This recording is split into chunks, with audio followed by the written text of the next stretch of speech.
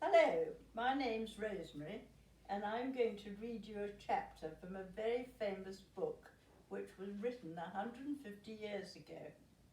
It's about a girl who fell down a rabbit hole and had wonderful adventures at the bottom. Here we go.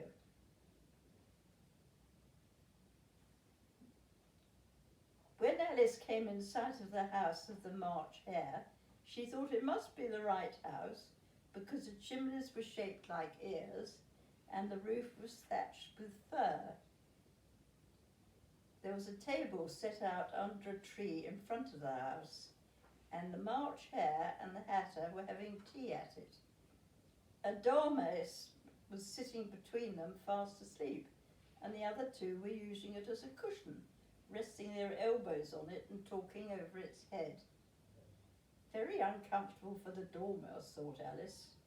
Only as it's asleep, I suppose it doesn't mind. The table was a large one, but the three were all crowded together at one end of it.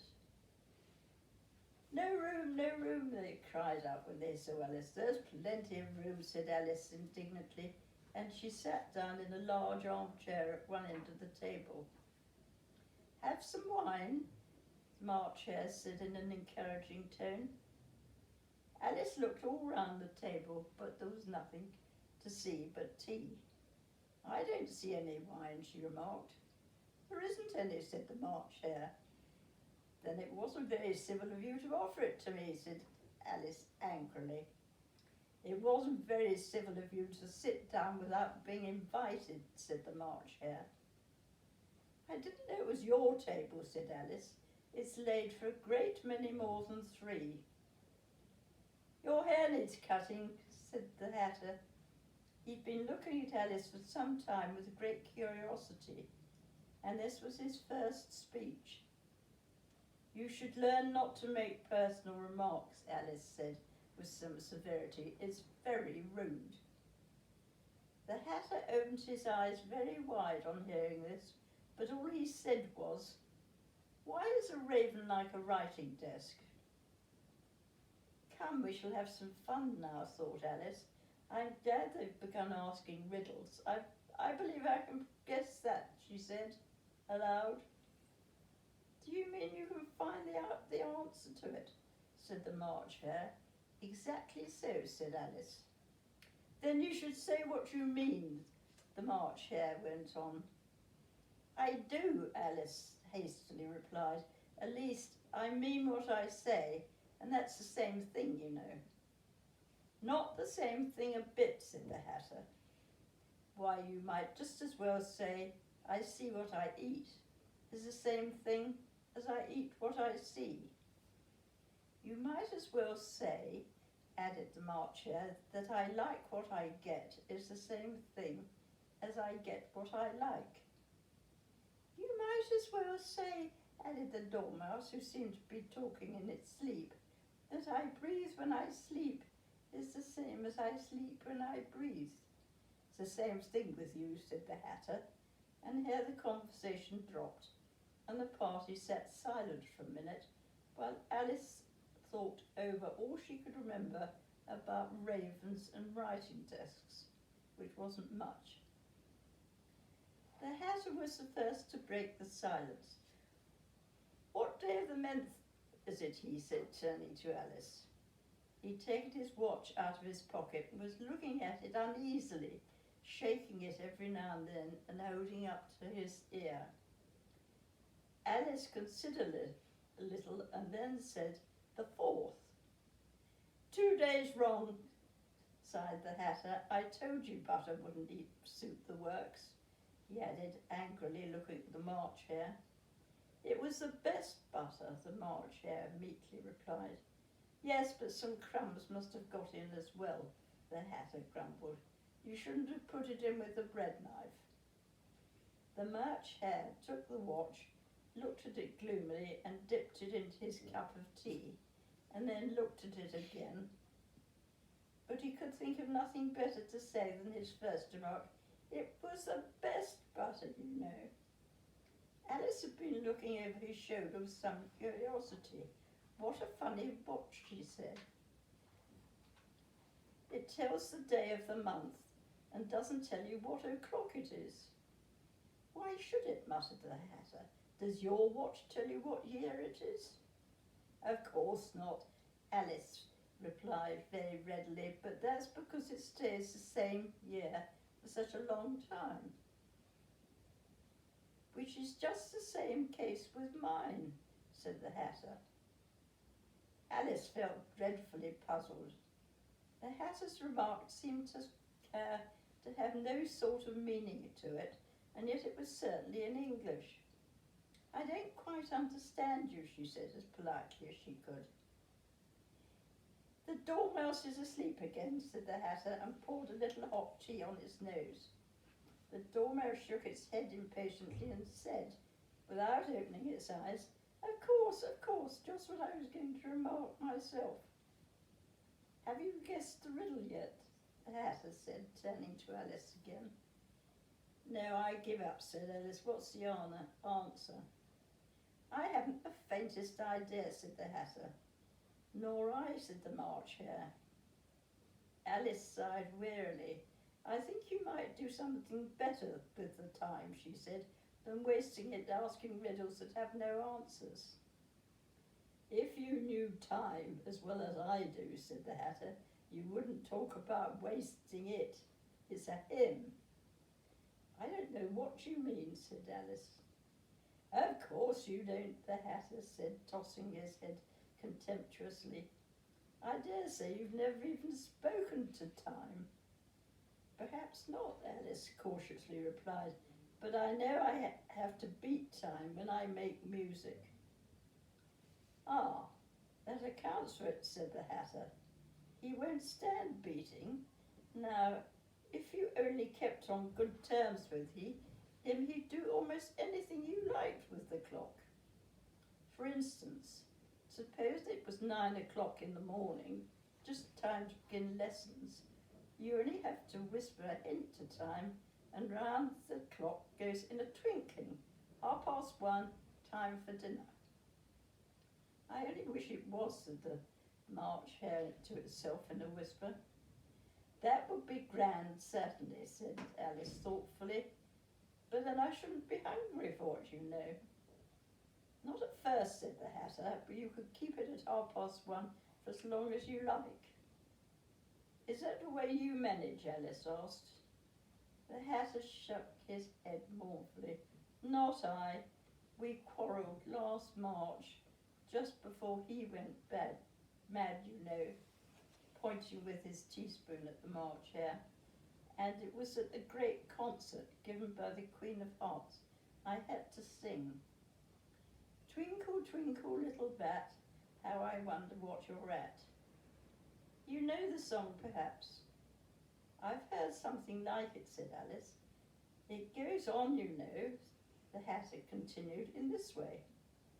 Up above the world you fly, like a tea tray in the sky. Twinkle, twinkle. Here the Dormouse shook itself and began singing in its sleep. Twinkle, twinkle, twinkle, twinkle. And it went on so long they had to pinch it to make it stop. Well, I'd hardly finished the first verse, said the Hatter, when the Queen bawled out, He's murdering the time, off with his head. How dreadfully savage, exclaimed Alice. And ever since that, the Hatter went on in a mournful tone, he won't do a thing I ask. It's always 6 o'clock now. A bright idea came into Alice's head. Is that the reason so many tea things are put out here? Yes, that's it, said the Hatter with a sigh. It's always tea time, and we've no time to wash the things between whiles. Then you keep moving round, I suppose, said Alice. Exactly so, said the Hatter, so the things get used up. But what happens when you come to the beginning again? Alice ventured to ask. Suppose we change the subject, the March Hare interrupted, joining. I'm getting tired of this. I hope the young lady tells us a story. I'm afraid I don't know one, said Alice, rather alarmed at the proposal. Then the Dormouse shall, they both cried. Wake up, Dormouse. They pushed it, so I pinched it on both sides at once. The dormouse slowly opened its eyes. I wasn't asleep, he said in a hoarse and feeble voice. I heard every word you fellows were saying. Tell us a story, said the March Hare. Yes, please do, pleaded Alice. And be quick about it, added the Hatter, or you'll be asleep again before it's done. Once upon a time there were 3 little sisters, the Dormouse began in a great hurry, and their names were Esli, Lacey and Tilly, and they lived at the bottom of a well. What did they live on, said Alice, who always took a great interest in questions of eating and drinking. They lived on treacle, said the Dormouse, after thinking a minute or two. They couldn't have done that, you know, Alice gently remarked. They'd have been ill. So they were, said the Dormouse, very ill. Alice tried a little to fancy herself what an extraordinary way of living would be like, but it puzzled her too much, so she went on. But why did they live at the bottom of a well? Take some more tea, said the March Hare to Alice very seriously. I've had nothing yet, Alice replied in an offended tone, so I can't take any more. You mean you can't take any less, said the Hatter. It's very easy to take more than nothing. Nobody asked your opinion, said Alice. Who's making personal remarks now? The Hatter said triumphantly. Alice didn't know quite what to say to this, so she helped herself to some tea and bread and butter and turned to the Dormouse and repeated her question. Why did they live at the bottom of a well? The Dormouse again took a minute or two to think about it, and then he said, it was a treacle well. No such thing, Alice was beginning very angrily, but the Hatter and the March Hare went, shh, shh, and the Dormouse sulkily remarked, if you can't be civil, you'd better finish the story yourself. No, please go on, said Alice very humbly. I won't interrupt you again. I dare say there may be one. One indeed, said the Dormouse indignantly. However, he consented to go on. And so these 3 little sisters, they were learning to draw, you know. What did they draw, said Alice, quite forgetting her promise. Treacle, said the Dormouse, without considering it at all this time. I want a clean one, interrupted the Hatter. Let's move on a plate. He moved on as he spoke, and the Dormouse followed him, and the March Hare moved into the Dormouse's place, and Alice rather unwillingly took the place of the March Hare. The Hatter was the only one who got any advantage from this change, and Alice was a good deal worse off than before, as the March Hare had just upset milk into his plate. Alice did not wish to offend the Dormouse again, so she began very cautiously, but I don't understand. Where did they draw the treacle from? You could draw water out of a water well, said the Hatter, so I should think you could draw treacle out of a treacle well, eh, stupid? But they were in the well, Alice said to the Dormouse, not choosing to notice this last remark. Of course they were well in, said the Dormouse. The answer so confused poor Alice that she let the Dormouse go on for some time without interrupting it. They were learning to draw, the Dormouse went on, yawning, rubbing its eyes, for it was getting very sleepy, and they drew all manner of things, everything that begins with an M. Y and M, said Alice. Why not, said the March Hare. Alice was silent. The Dormouse, who closed its eyes by this time, was going off into a doze, but on being pinched by the Hatter, it woke up again with a little shriek and went on. That begins with an M, such as mouse traps, and the moon, and memory, and muchness. You know things say much of a muchness. Did you ever see such a thing as a drawing of a muchness? Really, now you ask me, said Alice, very confused. I don't think. Then you shouldn't have talked, said the Hatter. This piece of rudeness was more than Alice could bear, and she got up in great disgust and walked off.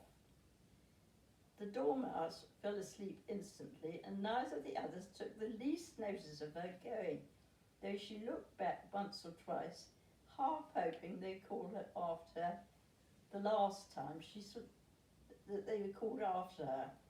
The last time she saw them, they were trying to put the Dormouse into the teapot. At any rate, I'll never go there again, said Alice, as she picked her way through the wood. It's the stupidest tea party I was ever at in all my life. So that's the end of that thing about the Mad Hatter's tea party. So if you wanted some more of her adventures, there are a lot of them in this book. Goodbye.